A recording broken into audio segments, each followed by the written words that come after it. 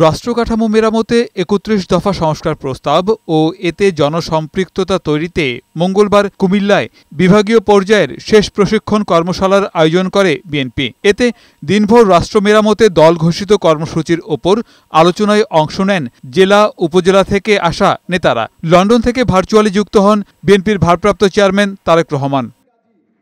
সমাপনী বক্তব্যে তারেক রহমান বলেন, মানুষের জন্য কিছু করার তাগিদ থেকেই ৩১ দফা সংস্কার প্রস্তাব উপস্থাপন করেছে বিএনপি। আগামীতে গ্রহণযোগ্য নির্বাচন ও গঠনমূলক রাজনীতি তাদের লক্ষ্য বলেও জানান তিনি। আমরা দেখেছি কিভাবে ডামি ভোট হয়েছে এই দেশে, আমরা দেখেছি কিভাবে নিশিরাতের ভোট হয়েছে এই দেশে, আমরা দেখেছি কিভাবে ভোট ডাকাতি হয়েছে, এবং ভোট ডাকাতি, নিশিরাত, ডামি ভোট এইগুলো যে দেশের কোনো ভালো কিছু করতে পারে না এটি প্রমাণিত।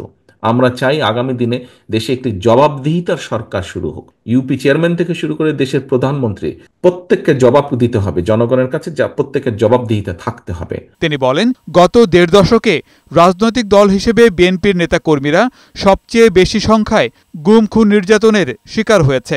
দেশ রক্ষায় আরও ত্যাগ স্বীকারে প্রস্তুত হওয়ার আহ্বান জানান তারেক রহমান। বহু সময় নষ্ট হয়েছে, স্বৈরাচার অনেক কিছু ধ্বংস করে দিয়ে গেছে, এই দেশটাকে তারা ধ্বংস করে দিয়ে গেছে, এই দেশের মানুষের ভবিষ্যৎ তারা ধ্বংস করে দিতে চেয়েছিল। এখনো সম্ভাবনা আছে, এবং সেই সম্ভাবনাকে যদি বাস্তবায়ন করতে হয়, মানুষ বিএনপির দিকেই তাকিয়ে আছে। বিএনপি হিসাবে আসুন আমরা মানুষের সেই প্রত্যাশা পূরণের জন্য আমাদের সর্বোচ্চ দিয়ে আমরা চেষ্টা করি।